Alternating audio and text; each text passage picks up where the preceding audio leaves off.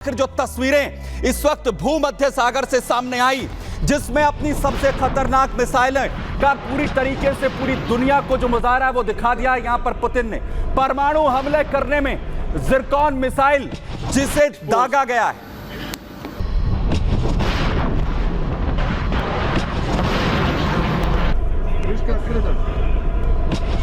इस वक्त middle east के भूमध्य सागर में जहां तैनात है रूस के वॉरशिप्स, और उनसे आप देखिए ज़िरकॉन मिसाइल जिसे अटैक किया गया है।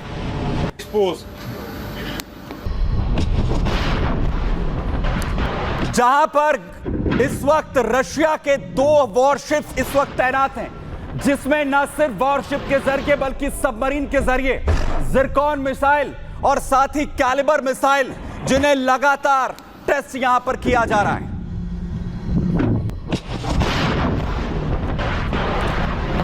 दरअसल गोर्शकोव और एडमिरल गोलोवकोव फ्रिगेट्स जो इस वक्त मिडिल ईस्ट के अंदर दहशत फैलाए हुए, और ये फाइनल तैयारी यहां पर की जा रही है, क्योंकि जिस ज़िरकॉन मिसाइल को इन वॉरशिप्स के जरिए, इन सबमरीन्स के जरिए दागा गया है, ये ज़िरकॉन मिसाइल पूरी तरह से परमाणु हथियार कैरी करने में सक्षम है। यानी ये परमाणु हमले की तैयारी इस वक्त रूस की बताई जा रही है। वहीं तोर्तुस जो कोस्ट है, जो सीरिया के बेहद करीब है, सीरिया कोस्ट जहां पर ये पूरी वॉर एक्सरसाइज की गई, भूमध्य सागर में जो रूसी सैनिक हैं वो पूरी तरह से मोर्चा इस वक्त संभाले हुए हैं सीरिया के अंदर असद सरकार को सपोर्ट करने के लिए।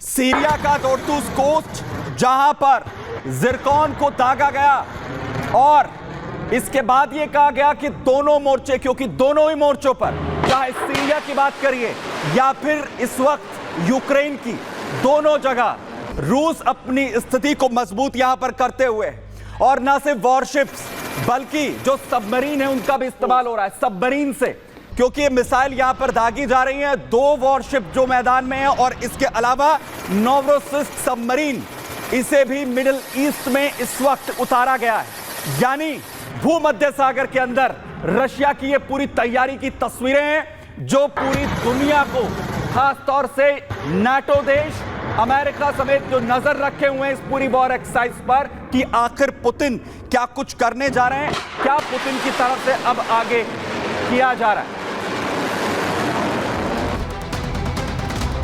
वहीं आखिर न सिर्फ इन वॉरशिप सबमरीन्स के साथ ही आखिर अपने बड़े हथियार जिन्हें तैनात किया भूमध्य सागर में, कौन कौन से वो हथियार हैं जिन्हें तैनात किया गया है रूस की तरफ से, और बड़े तैयारी यहां पर की जा रही है। सबसे बड़ी मिसाइल जिसे पूरी दुनिया को यहां पर हाइपरसोनिक मिसाइल रूस ने दिखाया, ज़िरकॉन मिसाइल, जो परमाणु हथियार को कैरी भी कर सकती है। इसके अलावा किंजल हाइपरसोनिक मिसाइल, इसे भी टेस्ट किया गया है। किंजल हाइपरसोनिक मिसाइल के अलावा कैलिबर क्रूज मिसाइल, जिसे सबमरीन से टेस्ट किया गया।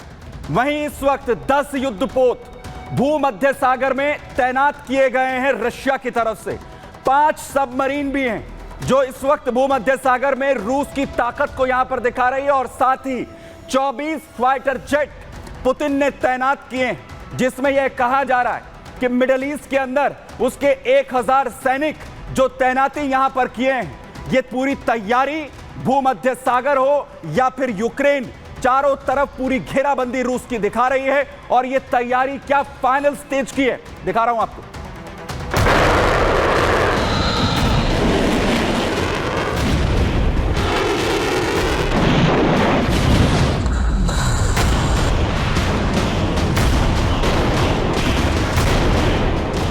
रूस के राष्ट्रपति व्लादिमीर पुतिन क्या भूमध्य सागर में अपनी परमाणु मिसाइल का ताबड़तोड़ टेस्ट कर रहे हैं?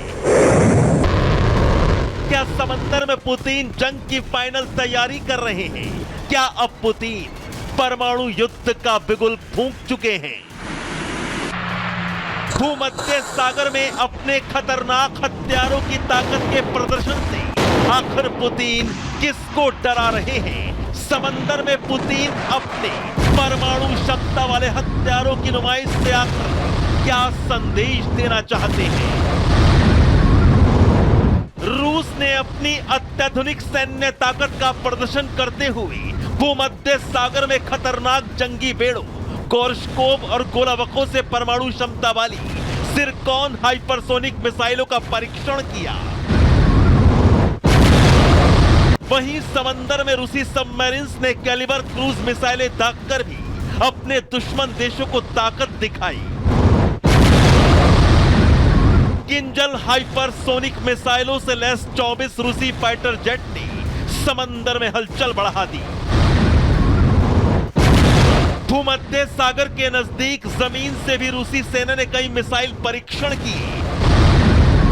भूमध्य सागर में रूस की इस बड़ी वॉर ड्रिल में 1000 सैनिक 10 युद्धपोत शामिल हुए। भूमध्य सागर में रूसी राष्ट्रपति पुतिन दुश्मन को अपनी महाविनाशक ताकत दिखा रहे हैं। परमाणु हथियार ले जाने वाली जिरकॉन, कैलिबर और किंजल मिसाइलों से कड़ा संदेश दे रहे हैं। यूक्रेन को बर्बाद करने की कसम पुतिन पहले ही खा चुके हैं और अब सीरिया में भी रूस घुस चुका है। पुतिन के फाइटर जेट अपने टार्टूस नेवल बेस की रक्षा के लिए सीरिया के विद्रोहियों पर बमबारी कर रहे हैं।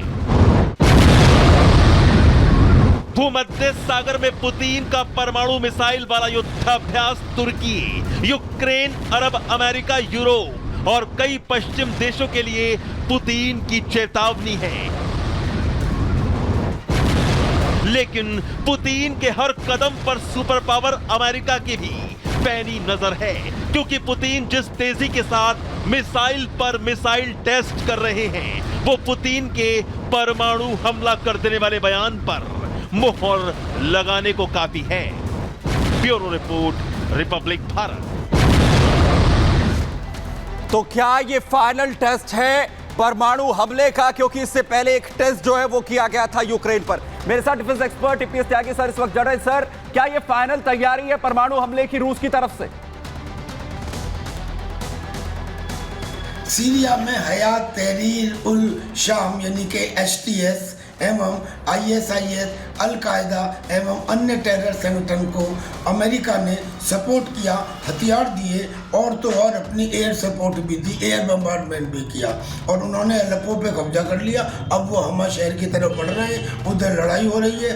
इधर ईरान ने इराकी रेजिस्टेंस को वहाँ पर भेजा है, करीब 30,000 ट्रूप, 5,000 टैंक्स के साथ। हूती और जगह से भी उनके 5,000 7,000 सैनिक आर्टी माउंटेड गन्स को ट्रक्स के ऊपर लेकर आ रहे हैं। रशिया एयर बम्बार्डमेंट कर रहा है विद्रोहियों के ठिकाने पर। सीरिया की बशर अल असद की सरकार की आर्मी के साथ वो लड़ रहे हैं।